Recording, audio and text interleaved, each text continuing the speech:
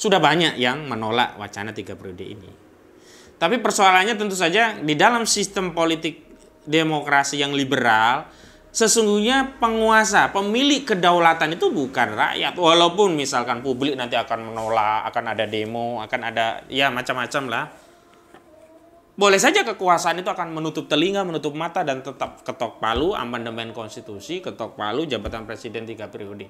Dan bahkan ini ada skenario yang saya dengar.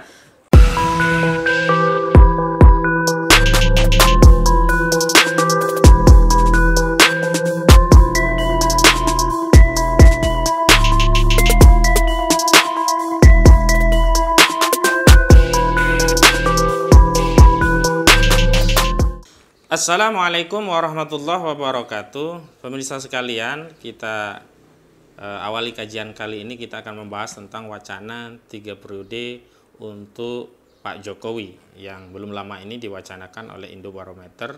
Kodari yang menyampaikan itu dengan narasi Cokpro, Jokowi Prabowo untuk 2024. Kita akan membahas beberapa hal. Yang pertama secara konstitusi, kedua secara politik, yang ketiga secara publik, apakah mendapatkan legitimasi secara publik.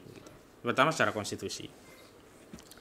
Wacana ini tentu saja wacana yang ilegal karena tidak memiliki sandaran konstitusi. Kenapa demikian? Karena konstitusi kita telah memberikan limitasi atau batasan jabatan bagi seorang presiden itu hanya 2 periode. Dan itu ditegaskan pada ketentuan pasal 7 Undang-Undang Dasar 1945. Memang benar, sebelum konstitusi diubah, seorang presiden dan wakil presiden menjabat dalam jabatannya itu 1 periode dan dapat dipilih kembali. 5 tahun dan dapat dipilih kembali, titik. Sehingga pada zaman Orde Baru, jabatan presiden ditafsirkan dapat dipilih dan dipilih terus. Karena apa? Karena memang tidak ada limitasi maksimum dipilihnya seorang presiden dan wakil presiden. Tapi setelah pasca amandemen pasal 7 itu tegas dinyatakan bahwa presiden dan wakil presiden menjabat sebagai presiden dan wakil presiden itu dalam 5 tahun, dan setelah itu dapat dipilih kembali 1 kali dalam jabatan yang sama. Artinya presiden dan wakil presiden itu hanya bisa menjabat maksimum 2 periode, dan 1 periode dijelaskan 5 tahun, sehingga maksimum 10 tahun dalam menjalankan amanat sebagai presiden dan wakil presiden. Itu artinya narasi atau wacana Presiden Jokowi 3 periode adalah wacana yang inkonstitusional karena tidak memiliki sandaran konstitusi. Karena konstitusi tegas memberi limitasi jabatan presiden maksimum 2 kali periode. Hanya saja memang benar juga sepanjang konstitusi di amandemen, ya sah-sah saja jabatan itu ditambah. Kenapa demikian? Ya karena konstitusi di dalam sistem politik demokrasi itu apapun bisa dirubah asalkan kekuasaan politik itu bisa menyetujui, menyepakatinya. Dan di ketentuan pasal 37 konstitusi kita itu mengatur bahwa memang konstitusi bisa diubah, di amandemen. Apa syaratnya? Sederhana sekali. Pertama, ada usulan dari MPR 1/3 paling tidak, usulan dari anggota MPR tentang amandemen konstitusi. Yang kedua, pembahasan tetap tentang amandemen itu dihadiri paling tidak 2/3 dari anggota MPR RI. Yang ketiga, keputusan tentang amandemen tadi bisa sah sepanjang disepakati 50% plus 1 saja dari anggota MPR RI yang hadir dalam sidang istimewa dalam rangka melakukan amandemen konstitusi. Ya kita tinggal kalkulasi, kalau 700-an lah anggota MPR RI, itu kan terdiri dari anggota DPR RI dan anggota DPD RI. Anggota DPR RI itu kan 575-an. Anggota DPR itu kurang lebih ya 200-an lah. Ya 700 sekian lah untuk seluruh anggota MPR RI. Sepanjang 1/3-nya saja yang mengusulkan, maka terjadi proses amandemen. Kemudian dibahas dalam satu sidang yang dihadiri paling tidak 2/3 dari anggota MPR RI. Dan terakhir ketika diketok palu, itu hanya membutuhkan 50% plus 1 saja. Jadi sebenarnya syaratnya juga sangat fleksibel gitu. Jangankan dengan syarat yang hanya 50% plus 1. Omnibus Law kemarin ya. RUU Omnibus Law kan ditolak seluruh rakyat. Faktanya seluruh anggota DPR sepakat Omnibus Law. Adalah beberapa fraksi tapi tidak berpengaruh itu. Nah, dalam kasus amandemen ini bisa jadi terjadi amandemen itu lolos. Kenapa? Sepanjang anggota DPR menyetujuinya. Anggota DPD, dugaan saya juga bisa menyetujuinya karena anggota DPD paling dia akan bergening saja untuk merubah konstitusi berkaitan dengan wacana presidensial threshold misalnya. Sehingga calon presiden itu tidak harus dari partai dengan porsi dukungan politik minimum 20% misalkan. Kalau itu terjadi kan semua bisa terjadi, namanya juga politik gitu. Jadi wacana ini mungkin saja dieksekusi.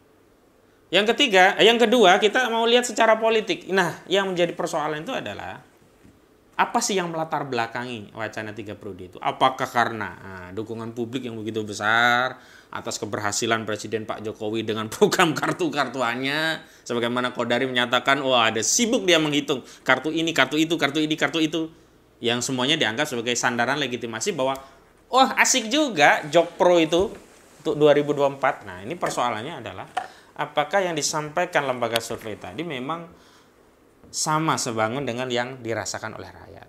Atau kita pakai parameter yang objektif saja lah. Apakah kondisi bangsa kita sekarang ini makin membaik atau minimal baik-baik saja? Kalau kondisinya hari ini tidak baik-baik saja, bahkan terjadi kemerosotan dalam berbagai bidang, tentu saja wacana 3 periode itu tidak memiliki legitimasi politik. Apalagi nanti kalau kita bicara legitimasi publik, dukungan masyarakat begitu.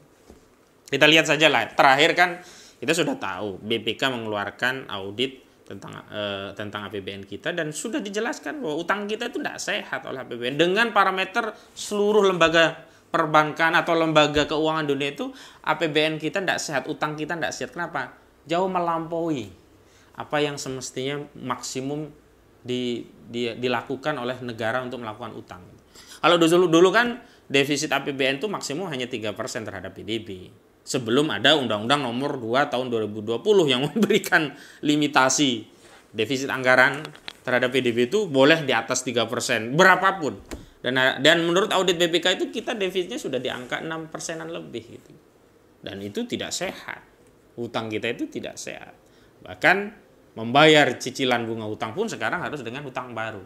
Nah ini kalau orang berumah tangga itu udah kondisi negara itu seperti orang yang gali lubang tutup empang. Jadi yang mau ditutup lebih gede. Berarti harus cari lubang yang lebih gede. Hal ini masih bisa terus berjalan sepanjang apa? Ada tempat untuk menggali. Kalau nggak tempat untuk menggali, tempat untuk mengeksploitasi rakyat dengan menarik pajak agar maksimum sehingga bisa menutup kebutuhan anggaran, menutup kewajiban untuk membayar hutang. Dan itu yang terjadi. Wacana sembako mau dipajaki, wacana nilai PPh yang akan dinaikkan, PPN yang akan dinaikkan dari maksimum 10% menjadi sampai 15%, itu kan sebuah program intensifikasi dan ekstensifikasi pajak dalam rangka untuk meningkatkan pendapatan, ya dalam rangka untuk memenuhi kewajiban untuk membayar utang. Nah, itu yang menjadi soal. Yang ketiga kita bicara tentang legitimasi publik. Sudah banyak yang menolak wacana 3 periode ini. Tapi persoalannya tentu saja di dalam sistem politik demokrasi yang liberal, sesungguhnya penguasa, pemilik kedaulatan itu bukan rakyat. Walaupun misalkan publik nanti akan menolak, akan ada demo, akan ada ya macam-macam lah. Boleh saja kekuasaan itu akan menutup telinga, menutup mata dan tetap ketok palu amandemen konstitusi, ketok palu jabatan presiden 3 periode. Dan bahkan ini ada skenario yang saya dengar. Nah, nanti bisa diverifikasi nih. Bukan hanya dengan menambah periode, bahkan menambah masa jabatan presiden hari ini. Maksimum kan jabatan presiden dalam periode kedua ini hanya 5 tahun. Sudah ada wacana, akan ditambah mungkin menjadi 7 tahun atau 8 tahun. Dengan kompensasi apa? Kompensasinya anggota Dewan DPR ini otomatis juga mendapatkan fasilitas tambahan masa periode jabatan mereka yang tadinya hanya 5 tahun menjadi juga ikut sama dengan presiden, bisa 7 atau 8 tahun. Tentu bagi mereka politisi yang kalau setiap mau pemilu pilkada itu mereka mengeluarkan anggaran yang tidak sedikit, wacana kompensasi menambah jabatan mereka tentu akan diambil karena mereka tidak perlu untuk ikut pemilu lagi dalam rangka memenuhi visi mereka untuk ngantor di Senayan. Mereka hanya cukup menandatangani atau setuju untuk melakukan amandemen yang kompensasinya mereka mendapatkan 2 atau 3 tahun tambahan masa jabatan. Karena baik untuk menambah periode jabatan ataupun untuk menambah waktu dalam periode kedua presiden ini, keduanya tetap mekanismenya harus dengan amandemen konstitusi begitu. Yang menarik, kenapa sih wacana 3 periode ini terkesan dipaksakan? Ada visi apa di baliknya? Saya ingin ingatkan bahwa di balik semua hiruk pikuk wacana 3 periode presiden itu adalah kehendak oligarki. Bukan ansih kehendak orang-orang yang hari ini mungkin Anda lihat berkuasa, bukan. Tapi kehendak orang-orang di balik kekuasaan yang sebenarnya memiliki kendali lebih ketimbang orang-orang yang hari ini berkuasa di pemerintahan. Mereka inilah yang mengendalikan partai politik, penguasa, semua anggota dewan, dan terkonfirmasi. Saya kutip saja, Bambang Susatyo yang hari ini sebagai ketua MPR RI pernah menyatakan untuk menguasai partai politik itu nggak gede, cuma 1 triliun. Kalau ada 11 partai politik ya 11 triliun. Karena anggota dewan, anggota DPR RI setelah dia ngantor di Senayan, dia tidak lagi menjalankan mandat dari rakyat. Tapi dia sudah menjadi wakil partai. Mandatnya adalah melaksanakan kedaulatan partai. Jadi ya wajar sebenarnya bukan hanya di PDIP, semua anggota DPR itu bisa kita katakan sebagai petugas partai dari partai masing-masing. Karena anggota DPR yang ngantor di sana itu tidak akan mungkin melawan kebijakan dari ketua partainya. Kalaupun ada yang melawan itu hanya gimmick saja lah. Kamu yang melawan ya biar partai kita tetap ada elektabilitasnya, biar tetap disenangi masyarakat. Tapi kesimpulan umumnya, keputusan umumnya tetap partai mendukung gitu. Sehingga kembang-kembang perlawanan ini hanya untuk menunjukkan bahwa partai tetap bergerak, eksis untuk membela apa yang menjadi aspirasi rakyat. Tapi faktanya juga tidak bisa disalurkan. Misalkan kemarin, walaupun ada partai yang ngotot membela Omnibus Law agar ditolak, faktanya undang-undang tadi menjadi kenyataan. RUU Omnibus Law Cipta Kerja menjadi undang-undang. Dan hasilnya apa? Saya pernah menulis, mungkin Anda pernah membaca. Hasilnya salah satunya Haritanu Sudibyo dapat fasilitas kawasan ekonomi kreatif di Lido, di daerah yang dia kembangkan. Tentu dengan ditetapkan melalui Perpres sebagai kawasan ekonomi khusus, Haritanu Sudibyo mendapatkan banyak keuntungan dari fasilitas negara, layanan, berbagai insentif terkait pajak yang harus dikeluarkan. Nah, ini tentu saja akan menambah benefit bagi usaha yang dilakukan oleh Haritanu Sudibyo. Sekali lagi, terlepas bahwa mereka bisa melakukan apapun tentang wacana 3 periode, tapi kita sebagai rakyat tetap harus melawan. Saya secara hukum akan memberikan kajian-kajian rutin dan saya akan tulis buat Anda semua. Yang mau nonton di sini, Anda bisa lihat langsung kajian saya. Yang tidak sempat menonton, saya juga akan tuliskan kajian-kajian hukum dalam rangka melawan 3 periode ini. Kenapa? Karena kita merasakan bahwa periode di era Pak Jokowi ini memang tidak enak, tidak sejahtera, banyak kriminalisasi, banyak aset yang dikuasai asing dan asing, APBN jeblok, utang menggunung, dari yang tadinya kurang dari 2.000 sekarang sudah menjadi 6.500 triliun lebih, dan di akhir periode dikatakan oleh ekonom akan menjadi 10.000 di akhir periode Presiden Joko Widodo. Dan bentuk komitmen saya menolak 3 periode, saya mau menjadi kuasa hukum segenap beberapa rakyat yang menggugat Presiden Jokowi agar mundur dari jabatannya. Konklusinya, bagaimana mungkin rakyat menginginkan 3 periode? Faktanya justru rakyat menginginkan Jokowi mundur dari jabatannya. Demikian, Assalamualaikum warahmatullahi wabarakatuh.